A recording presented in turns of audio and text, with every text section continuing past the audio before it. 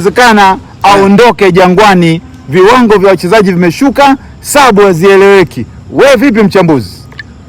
Of course coach anaweza akawa na sehemu yake ya contribution katika matokeo yanayotokea, lakini mwisho wa siku unaweza ukajiuliza, unamlaumu kocha kwenye sabu alizofanya, kwenye bench kuna nani, ili atoke nani aingie nani katika gani? Na ukumbuke anaweza na timu ambayo imekuja na dhamira moja tu, basi tukikosa mambo yote tupate draw, lakini tuhakikishe pia tumetengua baadhi ya wachezaji wako. Mwisho wa siku mwalimu ana sehemu yake kubeba kama mwalimu, lakini pia mchakato mzima unaonekana jinsi unavyoenda. Iko hivi, kocha ana nafasi yake, naweza kabeba lawama kama mwalimu, labda kwa kosa la kufanya hesabu kumtoa Duke Abuya mapema, lakini baada ya kumtoa Duke Abuya Yanga ilikuwa haijashambuliwa.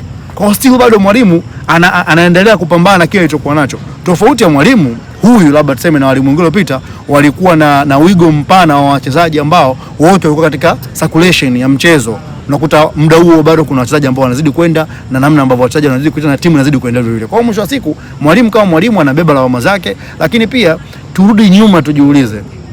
Hawa wachezaji, angalia wachezaji wa Yanga wote leo, timu nzima, miili yao yote inakuonyesha kabisa kwamba hawa watu wako katika deterioration, wamechoka. Miili imechoka. Kwa sababu gani? Wametumia kwa muda mrefu. So technically huwezi kusema kwamba mwalimu ana makosa peke yake. Ana sehemu anayebeba kama mwalimu, lakini pia benchi lake la ufundi pia linamsaidia kutokana na tembe alikuwa nao. Okay, unamtoa mtu kama Duke Ogabuye. Katika benchi una nani ukimuinua anakuja kureplace nafasi ya Duke Ogabuye? Unamtoa mtu kama Pakome, unamweka nani kwenye benchi? Unamtoa mtu kama Prince Dube, unamweka nani mwingine? So technically mwisho wa siku ufinyu ama majeraha ndio amemgharimu mwalimu, lakini mwalimu ameona kwa sababu ni timu kubwa, ili nisipoteze point, basi niondoke na point moja, nitoka na draw. Kwa mwalimu ame-maintain status yake, amecheza na ametoka na draw. Kwa technically mwalimu ametumia resources alizokuwa nazo, lakini sio aondoke huyu. Swala kumuondosha mwalimu ni yule ambaye unajua kabisa kwamba ameshindwa project yangu yote. Mbona kama unamtetea mwalimu wakati bado watu wanalia naye safari anayelia nani ambaye baadhi ya mashabiki, yani viwango vya wachezaji vimeshuka. Mimi siwezi kumjibu shabiki wa mpira wakati hajui mpira, yeye anazungumza hisia. Technically mwalimu mwenyewe kama mwalimu ametumia resources alizokuwa nazo, ndio kilichompelekea mpaka hapo kilipotokea. Kwa hiyo mwisho wa siku nimekutoa mfano leo hai, unamtoa Duke Ogabuye kwenye bench, una nani kuja kukava nafasi ya Duke Ogabuye? Umeelewa? Unamtoa mtu kama let's say unaamua kumtoa kama Pakome. Ukimtoa Pakome unakuja kumweka nani mwingine ili aje kukava nafasi ya Pakome? Umeelewa? Kwa hiyo mwisho wa siku majeraha, lakini pia hizi fatigue ambazo zinawakuta wachezaji. Kuna wachezaji mwalimu kawatoa ili wapate muda wa kuwapumzisha kutokana na mechi zinafanya nini sasa kuja. Kwa hiyo mwisho wa siku mwalimu kama mwalimu anao nafasi yake na atabeba lawama zake, lakini huwezi kusema kwamba unamtoa maana kwamba sio mwalimu. Machengo, ukiangalia kwamba Young Africans mechi mbili mfululizo wamekuwa na on target moja, leo hata on target moja haipo. Hilo jambo pia mwalimu pia alimuhusu kwamba alikushtui. Leo Yanga amecheza na striker gani mbele? Dube, akaja pia Mwanengo. Baada ya Dube akaja Mwanengo. Akuumia Dube. Anacheza akiwa complete. Akaingia Mwanengo. Kwa hakuna hata shoot on target, hakuna mpira ambao umelenga lango. Hebu tuangalie kitu kimoja. Unajua kuna kipindi kinafika unaweza ukamlaumu mwalimu kwamba hakuna on target. Unataka mwalimu atoke aje kutafuta on target ndani? Yaani hii sio mechi ya kwanza, nadhani ni mechi ya tatu mfululizo kwamba Yanga haina uwezo. Unajua standard ambao yani kinachomtesa Yanga sasa hivi ni standard iliyojiwekea yeye kwenye akili za watu. Yanga hana mpinzani yoyote katika ardhi ya Tanzania. Anateseka na kiwango chake alichokiweka, standard yake aliyoweka. Lakini kwa nini usiseme ukweli? Mbona kama hata wachambuzi pia kuna wakati mnapuyanga. Nasemaje? Yanga kinachomtesa Yanga, kinachomtesa Yanga ni standard ambayo ameiweka yeye mwenyewe. Standard ya Yanga. Standard gani Yanga? Quality ya Yanga aliyo kwa miaka yote minne mpaka leo ndio kinachomtesa. Kwa hiyo mwisho wa siku uweze kumuona kwamba eti labda Yanga analinganishwa na fulani. No. Yaani Yanga vis-a-vis Yanga. Kwamba matokeo yale Yanga alikuwa anapata goli 5, anapata on target ngapi? Leo hiyo anakuambia mechi 3, mechi 2, ana on target chache. On target chache ni zipi? Zinakuwa compared na nani? Kwa technically ni Yanga anakuwa compared na Yanga. Kwa standard ya Yanga aliyokuwa nayo ndio ile anamteza sasa hivi. Kwani kiwango cha Yanga ni kile kile?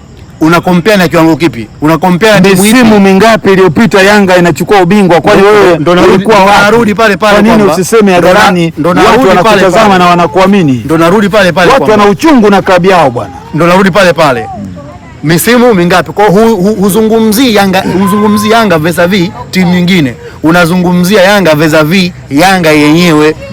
Hapo ndo changamoto ilipo. Ungekuwa unasema Yanga imeshuka kiwango, imefungwa na fulani. Timu kubwa siku zote zikishindwa kupata matokeo ya point 3 zina retain position yake kubaki na pointi moja. Kocha anakuwa anahukumiwa kutokana na quality ya makocha ambao wamepita katika klabu ya Yanga. Kama ulimsikiza Gamondi baada ya mechi ya Azam, nafikiri alisema hawezi kumzungumzia kocha kwa sababu atamtengenezea sintofahamu. Anajua standard ya Yanga ilipokuwepo. Sawa sawa. Kumbuka misimu yote minne wachezaji ni wale wale. Ingiza toka wachezaji bado haijawapa majibu wanayotegemea. So technically mwalimu anakuja anaichukua timu yenye wachezaji ambao tegemezi wote wana fatigue. Alafu angalia back to back ratiba inavyotengenezea Yanga. Leo kila mchezaji wa Yanga ukiangalia physical appearance kwenye milioni nakwambia kabisa huyu mtu anacheza kwa sababu hana option nyingine. Sio ni kuwatetea tu, lakini viwango vyao hana kitu kwa sasa. Hiyo kuchoka wewe, hiyo kuwatetea ni wewe tu kwa sababu una hisia zako, una maamuzi yako. Kwani timu zote kila mtu tunaziona yake anavyokiona. Kwa mimi kama mimi nitakujibu kile ambacho kipo na wewe utabaki na yale majibu ambayo unataka kujibiwa. Kwa mimi kwangu mimi ukiniambia mwalimu wa Yanga afai, nitakuuliza unamlinganisha na mwalimu yupi? Gamondi ambaye alikuwa mwalimu wa si Yanga, alikuwa mwalimu wa Yanga. Sasa hivi hayupo, sio? Kwa mwisho wa siku narudi pale pale, Yanga anateseka na kivuli chake mwenyewe. Lakini hajashuka kiwango. Lakini kushuka kiwango unamlinganisha na nani? Kwani wewe hujui on target wamecheza na Simba wamepiga moja na Azam wamepiga moja. Wewe upe kabisa hata on target moja. Hii si fedha kwa Yanga. Hii si aibu kubwa kwa Yanga hii. Unalinganisha na Yanga vipi? Kwa nini huyu kocha aendelee kusalia wasimuondoe pale? Mwisho wa siku sawa kumuondoa, kama unayo nafasi ya kwenda kumuondoa, umlipa mshahara basi tena kumuondoe. Kwa sababu inaonekana ajenda yako uliyokuja nayo ni ya kumuondoa mwalimu. Na inawezekana pia una udao na GSM, unaweza ukakaa nao mezani mkazungumza, bwana huyu sisi hatumtaki. Ikiwemo naye pia unachukia. Watu wafurahishwi na kiwango. Watu wao walituma. Yule kocha aliyotoka kabla yeye nani unakumbuka yule? Yule bwana mdogo nani yule? Ukumbuki akaeka zilivyokuwa zile. Sasa huyu anatetewa ana kipi? Kwa sababu mpaka sasa watu wana uchungu. Yanga ndio timu pekee ambayo inaweza ikamvumilia mtu mpaka akawapa matokeo. Sio Yanga ndio haina uvumilivu na Yanga hii ilimvumilia Prince Dube mpaka ikaje ikamlipa. Yanga hii imekaa na yao kwasi atola mpaka kafikia hapa alipo. Unaelewa?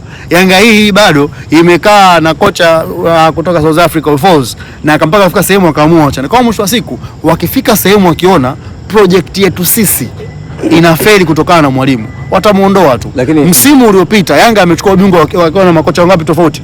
Takriban makocha watatu, sio?